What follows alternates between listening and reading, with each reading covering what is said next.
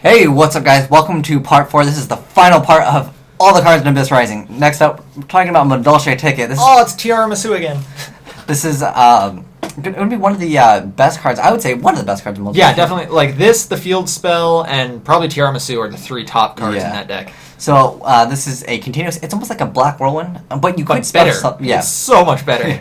So when a Madolche card is returned from your side of the field or graveyard to your hand or deck by a card effect, add one Madolche monster from your deck to your hand. If you control a face-up very tight Madolche monster, you can special summon it in face-up attack position instead. The effect of Madolche Tick can only be used once per turn. So the only fairies are Tiramisu and Pudding Cess. That are out right now. I don't know if they're making more support later. Well, they might, but I mean, as of right now, that's all you can use it with. I think this card it's pretty good. I mean, especially if you have the Field Spell, because if you have the Field Spell, because it still lets you get the effect if they're added back to your hand. So the Field Spell adds it back to your hand, then you get to add another card. So it's just like super advantage in the game. Madolches are just a deck that's really, really good at not losing hand advantage. The problem is they don't necessarily have too much of a way to take advantage of that. Ultimate Offering is definitely like the best card. Yeah, if you have Ultimate Offering plus Ticket. I honestly think Double Summon could be usable in that deck. Just like Double Summon. Yeah, because if you summon Magnaline, add a card, and then Double Summon for like it's not even that minus, and you still get to go for Tiramisu. Yeah. Well, also there's the other card that lets you swarm with Meowth. What's his name? Meow. Oh, I don't know. It's something I can't pronounce. Like it looks Meow. It looks like Mew though. It does not look like Mew at all. It looks like Mew with lots of fur. If Mew got really hairy, I do not agree. I do not agree. I say it looks like his name though. I can't remember, or rather, I can't pronounce it. Like Mewfell or something like that. Okay, so I'm sure you guys that have played Madolche, you guys know what I'm talking about. When you normal, everyone was complaining. Everyone was complaining that we weren't giving Madolches enough credit. But I mean, I played it a lot. Yeah. I think it's okay. I still don't necessarily think it's top tier. Yeah. But it's definitely it's fun. I like it. If it gets more support though, the deck has a lot of potential. Yeah, it has a lot of good cards. It just doesn't have enough ways to take advantage of them yet. Next card, Forbidden Garment. I like the Forbidden cards. They're all pretty good. Yeah, especially like 1,000 Extra Street. That card's are really good. Personally, like my favorite Forbidden card is still Delinquent Duo. I think Lance is actually probably one of the best as far as like the forbidden like legal like forbidden Chalice, Lance, and Garment.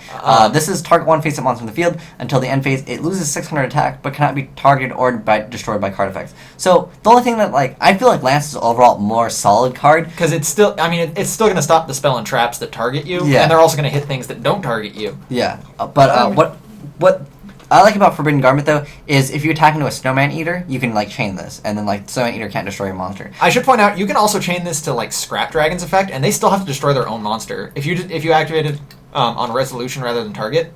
Okay, that's pretty good. I mean, that's good to know. I think this card's okay. I think some people play it. I personally feel like Lance is just overall better. What do you think? Do you like Lance? Lance is definitely better, because, like I said, this stops you from getting targeted by stuff like D-Prison, but so does Lance. But Lance also stops you from getting Mirror Forced, This does too, though. Oh, no, Bottomless doesn't target.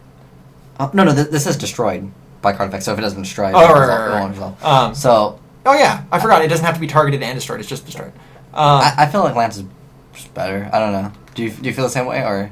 Do you see any other uses? Like, I think Snowman Eater, any flip effects... Actually, in that case... Or Raikou, in that case, it's pretty much... Yeah, I mean, actually, I think this one's probably better then. Yeah, because now you're still protected from most stuff that Lance protects you from, minus... Well, no, because book targets. Like... Yeah. But you're also protected from actual effects. I don't know, I think this actually is... You think it's better? I do kind of think it's better. Because I like Lance because it's 800, so when they attack into you... Yeah, I mean, the 200s, it makes a little bit of a difference. That actually does make a very big difference. That never underestimate how much just even a little bit of attack difference makes. I think 200 is enough to make a difference. This is effect-wise, this actually probably is better. It has some potential. I don't know. I'm trying to think of a way Lance is better than this. Other than the 200 attack. Can you find any other way? I can't really think of too much.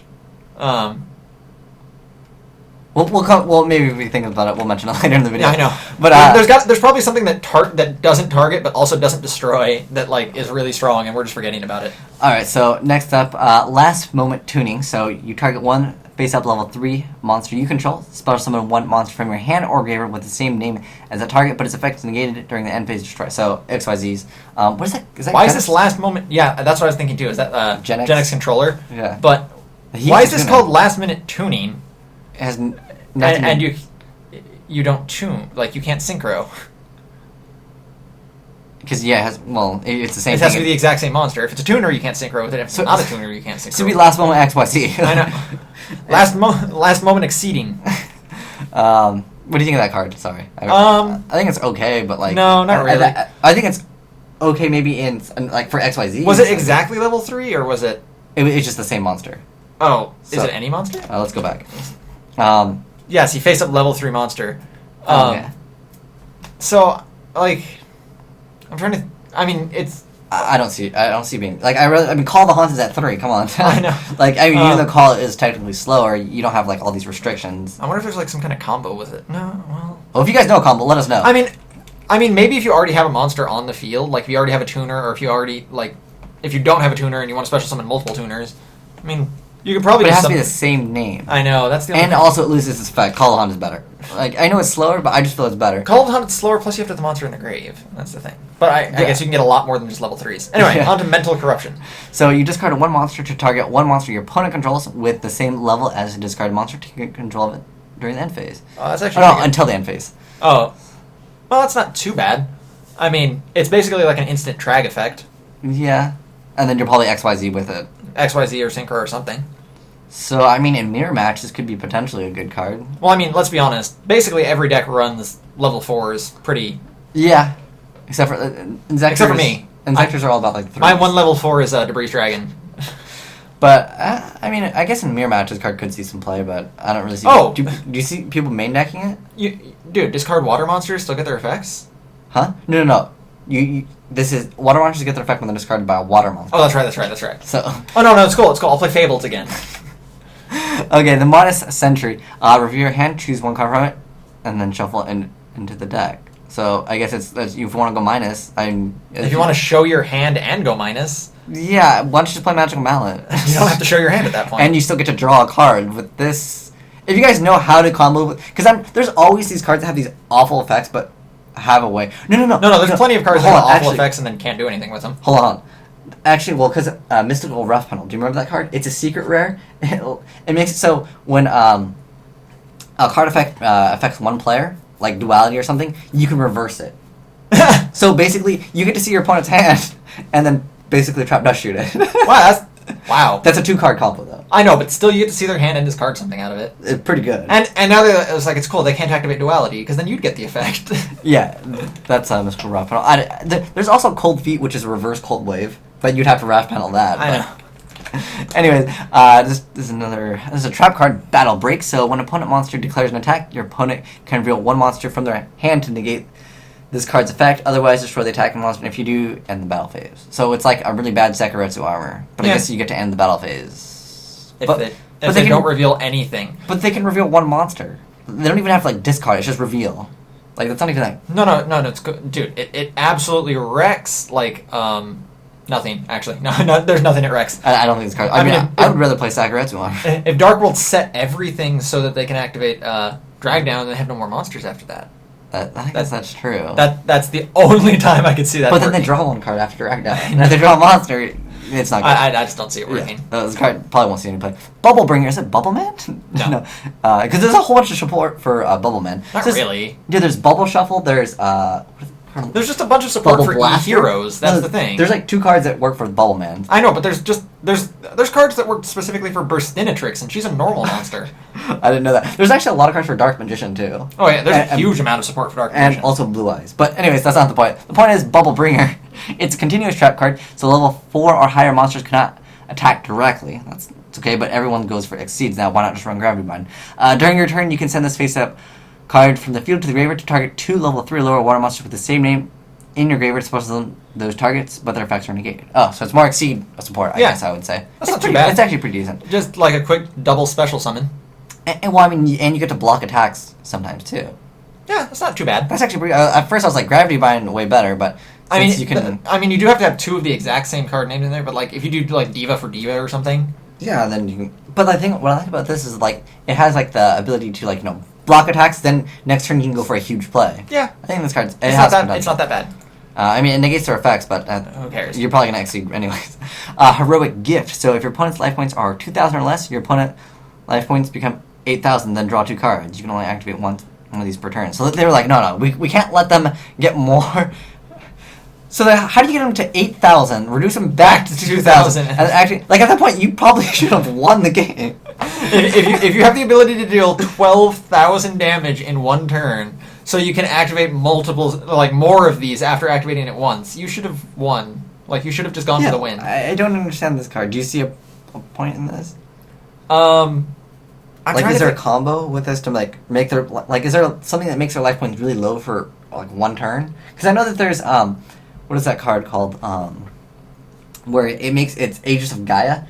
You increase your life points by 3,000 when you summon it, and then you lose 5,000 when you. Well, you could always summon that and then creature swap it, so that your opponent takes a huge amount of damage when it dies, and then you can activate this to draw. Aegis of Gaia is a continuous trap. No. There's a monster whose effect is like that. Oh. Where it's like when you summon it, you gain life points, but when it's destroyed, you lose a huge amount of life points. Huh. It's like. I don't remember that card. Oh, it's old. It came out in Metal Raiders or something. Oh. But yeah, I don't think this card's good. Do you see a combo with it? I see that combo with it. If you really want to do that and then draw 2 cards, but then you put him back at 8,000, at that point you might as well just let him take the damage. This card's Heroic Advance. When a heroic monster you control is targeted for an attack, target 1 level 4 or lower heroic monster you control, double that target's attack until the end of the battle phase, switch the attack target to that monster and conduct damage calculation. Neither monster is destroyed by this battle. Wow, that's really good, actually. I mean, obviously you don't get to destroy the monster, yeah, but I guess you can. It's just it's cool. Now you're going to take a bunch of damage for attacking my monster. Because there's a lot of good heroic cards. Yeah. Isn't there one that increases their attack by 1,000 when XYZ? Yeah. I don't know. Yeah, I mean, I guess if you can finish off the game, it's okay. But not destroying the monster really just makes it sound like it doesn't put the icing on the cake. Well, who cares? Massive damage, and if you get to survive an attack. If you get to OTK, then that's even better. You don't necessarily need. You don't always have to OTK. If a card doesn't let you OTK, that doesn't mean it's a bad card. Well, I know, but I would rather just have the monster be destroyed also, but then the card would be way too good. Well, bro, you could just play wind-ups and just OTK every single game, and then never even worry about. And then they max you, and then you have no plays, and you're like. Well, no, let them max you. OTK anyways. Yeah, you could, and depending on what deck you're playing against. It's cool. You got. You're playing Dark World? I don't even care. You don't run Gores. Just draw as many cards as you want. Okay, this is XYZ Fierce Battle. So it's a trap card. If an XYZ monster you control is destroyed by battle, pay 1,000 life points.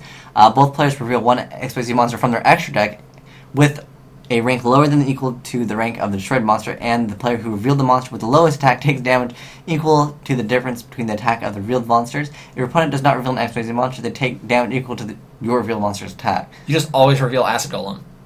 I'm trying to think if there's... It's level 3. I mean, it's rank 3 and it's got 3,000 attack. No, you reveal Frank Kranz. That's the level 8, or the rank 8. Yeah. So you have to have destroyed. Either a rank 8 or higher monster. Yeah, I mean, I don't see this card being really used. Do you? Because you have to pay 1,000 too. Oh, that's right. So it's I forgot that. If you didn't have to pay the 1,000, that'd not be too bad. But what if you're playing against something that doesn't even care? It's cool. I don't even have XYZs, and then I guess then they take 3,000 from you revealing Acid Golem. That's pretty good. But no, I'm saying. And then they drop Gores, and you also take 3,000. But honestly, do you see this card being good? I can probably see some decks where it could see play. But the thing is, it has to be destroyed by battle. If it's just destroyed, period, it'd be too good. But oh yeah, that's true. It has to be destroyed by battle. And this thing about it, most XYZs you destroy them by card effects because they're too strong. You know what I mean? Zen mains, you gotta. Okay, what XYZs? What's the common XYZs? Zen mains. I'd say Zen mains is pretty much something to get out. Zen mains is the only really really universal super, common. Yeah. The only other ones you'll see are usually Utopia. Yeah. And but Utopia never gets destroyed by battle, though. Let's be honest. I know. It can't be destroyed by battle. You negate 2 attacks, and then if it's targeted, it gets destroyed by its own effect. Yeah. Well, that's skill drained out in the field, but. Those are the only 2 you'll just see kind of commonly in every deck, and then you'll see maybe Excalibur or Blade Armor Ninja And then everything else, even that's specific to deck already. Yeah. Like, everything is really specific to deck at that point. But again, you have to destroy it by battle. I don't think this card's that great. I mean, some people might try it, but if it could be destroyed by like card effects, then it'd be too good. This is Abyss Squall. So you target 3 mermail monsters in your graveyard, special summon those target in the face-up defense position. Their effects are negated, and they cannot attack, and they're destroyed during the end phase. So, isn't there a quick play spell that's basically the same as this? yeah, and it's better, I would say. Except for you can't special summon. You can't special summon the turn you activate it. But you just activate during the end phase, and then this is like a trap, so it's technically just as slow. I know, but You know still, what I mean? you can activate this during your turn though, and then you can like if you want. I guess, but at that point, you could activate the other card during your end phase, and Well, no. See, you activate the other card during your end phase, then you go into your turn, and then you start doing stuff with it. And then you activate this card, and you keep going. that's true. I think this card's okay. I mean, is it up to 3? I don't know, it's just 3. 3. Is the other one up to 3? No, it's also 3. Oh, okay. I still think the quick play's better. I'd rather have the ability to just do it right then and then like block. Because that one doesn't destroy them during the end phase, right? Yeah, it does. Or no, it doesn't. No, Yeah. you're right. But I don't know. I mean, I think that one's better because you can block. I think this one's better because you can special summon. Yeah, but the other one, but this is it's just as slow, and like the other card. No, it's not about how slow it is. I'm just saying like having more options like that is always better. Yeah, I guess since you can still special like that turn. Having less options will never be better. Yeah, okay. Next up, Abyss Sphere. Oh, I actually was playing with this card. This is special summon 1, it's continuous. It's special summon 1 mermail from your deck, but its effects is negated. While this card is face up on the field, you cannot activate spell cards. When this card leaves the field, destroy that monster. Destroy this card during your opponent's next end phase after activation. So, what you do is you get out Mermail Lind, and since she, it does negate her effect. However, her effects activate in the graveyard, so you still get her effect anyways.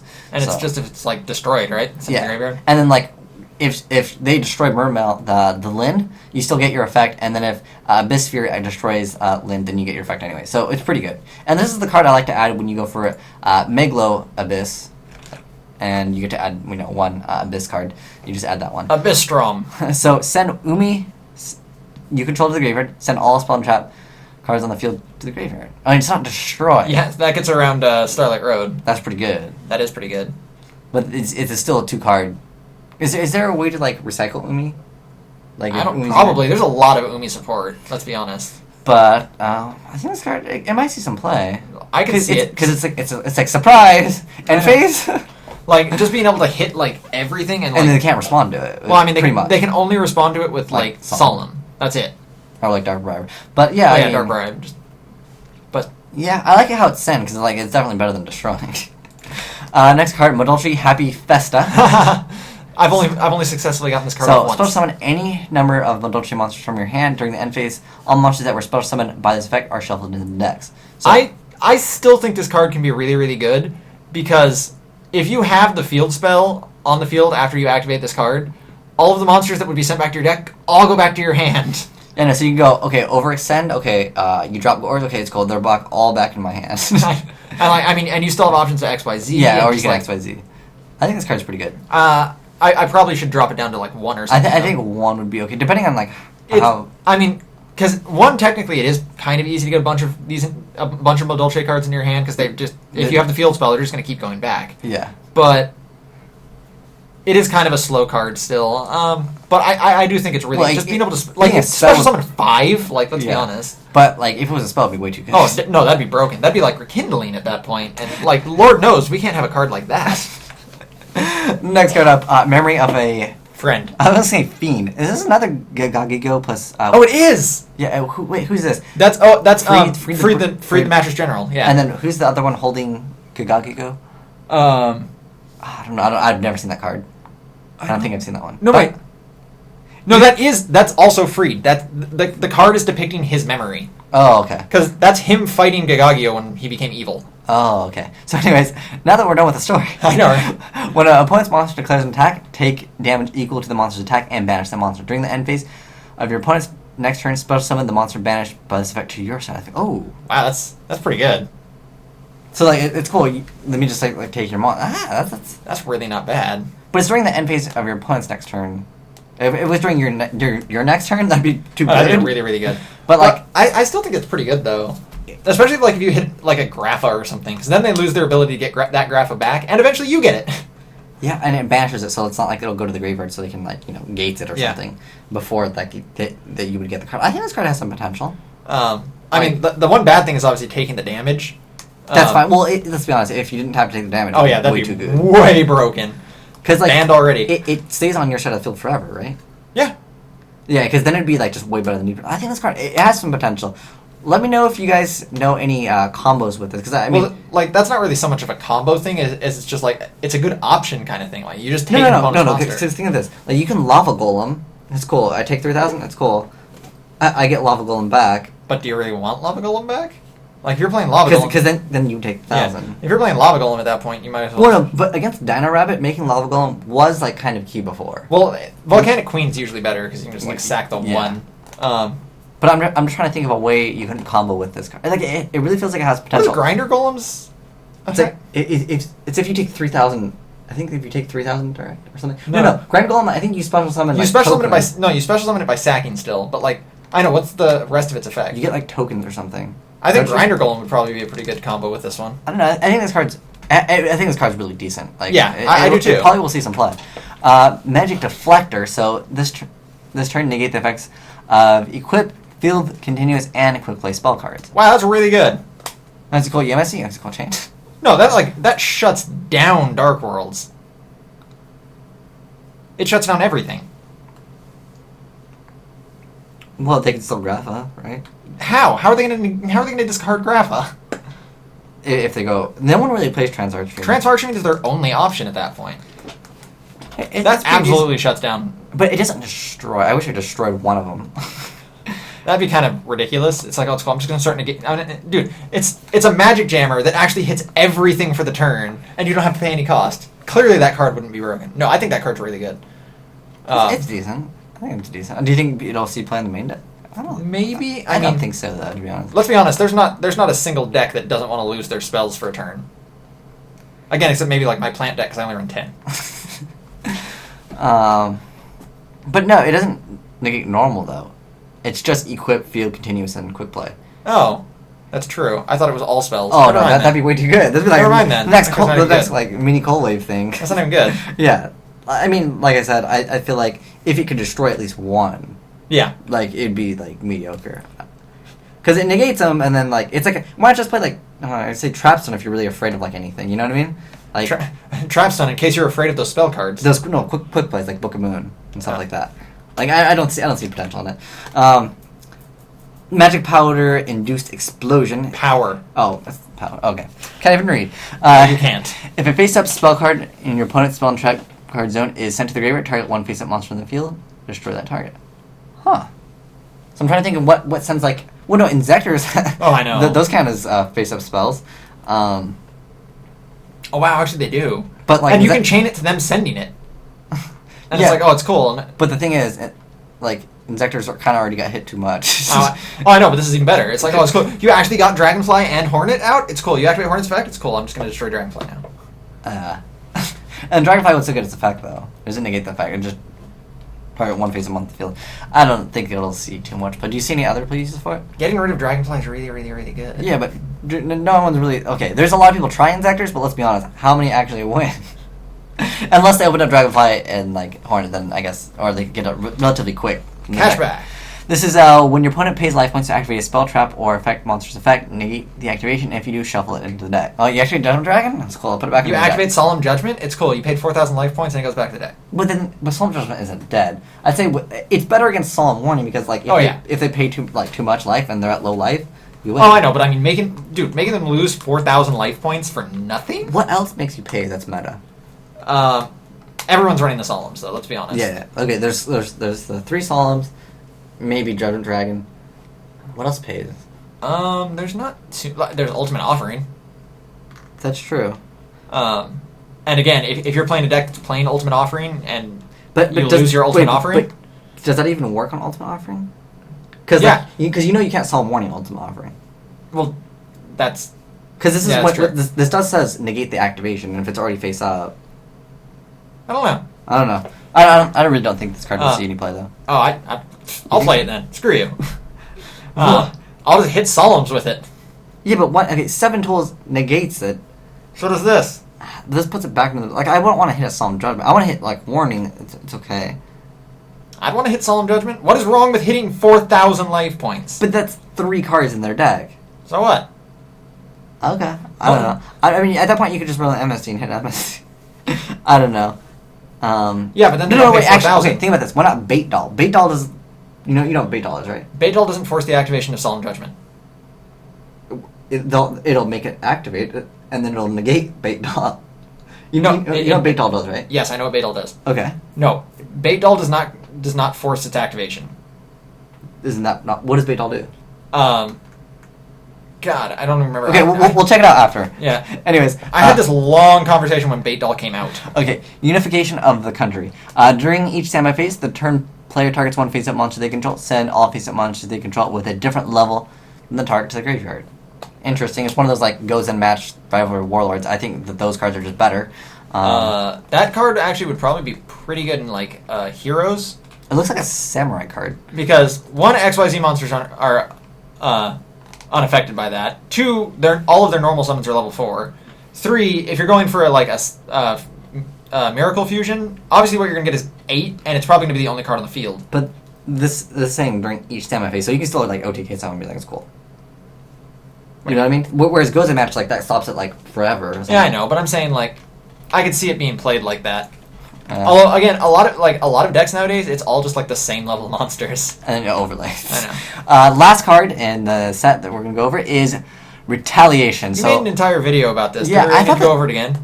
Well, I mean, if they haven't seen the video, I think this card would be amazing at 1 in most decks. Because if you can get it off, you've just changed the tide of the game completely. Yeah, it's when your opponent activates a card with the same name as a spell trap card in your graveyard, negate the activation. If you do, destroy that card. Then you can add 1 card from your graveyard with the same name as the destroyed card to your hand. So, I mean, if you negate someone's MST, you can add MST. That's, it's basically a +1. That's okay. But no, if you negate a Dark Hole or a Heavy or a Reborn, I know, it's so strong, and it just...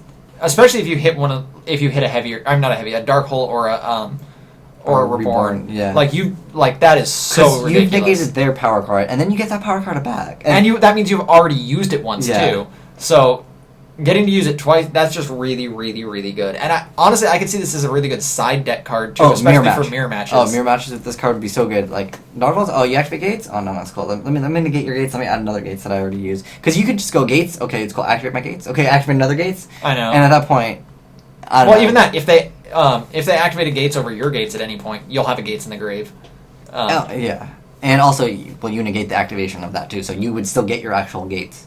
Like, it wouldn't hit the field. So the gate that you already have wouldn't die. So then you'd still have to have a different gates in there. Yeah, but I mean, if you do, that's the thing. You still have your gates. You get another gates, which you can activate again, so you get 2 gates in 1 turn.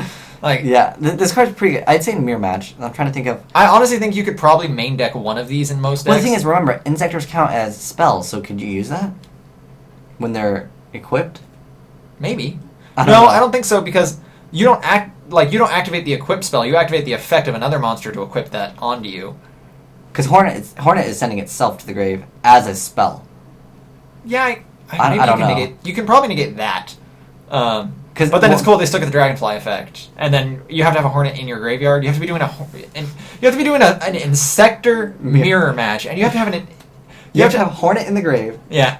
And they also have to have Hornet. They probably did think about that, because it does say add 1 card, not add 1 spell or trap. So, like, if it is a spell or trap... I mean, if it is a spell monster, a monster equipped as a spell card, you still can't add that monster back. Huh. I don't know. Dragoonity Dittos? But honestly, why would you want to add Phalanx back to your hand? Just so you can ditch it with Ravine again. Good point. All right, and just so you can stop them from getting... So that's the entire set of... Abyss Rising. So, I don't know. Let's just have some fun. If you guys have any favorite cards, let me know in the comment section below. What archetypes do you think are going to be good? I honestly think it's definitely going to be the mermails at top. Mermails. Better. From the set, that is. From this set. Definitely top. I honestly feel like Madolches will probably be better than Heroics. Heroics work well if you mix them in, like... Well... If you mix them with, like, E-Heroes. They can kind of work on their own, but they're not nearly as good. They don't have a way to special summon. What's that level 4 that I play in E-Heroes? That just special summons itself.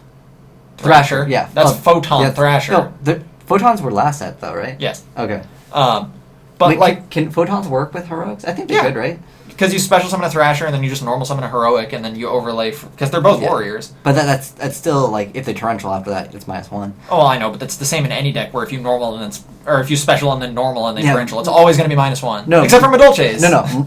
Actually, in Mermails, if you do that, it's cool. You destroy my Lind. Okay, it's cool. Let me get a 24 beat down.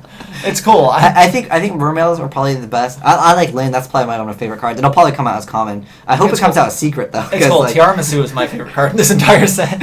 Well, her effect's pretty good too. Like it really is. Like her artwork. What was that other card that was like it required 2 level 5 spellcaster? I think that has the best artwork. Yeah, the Madolches are so adorable though. Croissant. But anyways, thanks for watching, guys. If you just watched this video, there's 3 parts to it, so I'll have the links in the description as well as the annotation if you just jumped and decided to watch the very end. I always read the end of books first so that the ends aren't surprises for me. Like, I need my books to be mild. I can't have these kind of surprises. I watch movies in reverse too because like. If I didn't know that Rosebud was his sled, it would be so much more confusing watching the rest of the movie. But anyways, thanks for watching, guys. Agent White Dragon and PinkReaper signing out.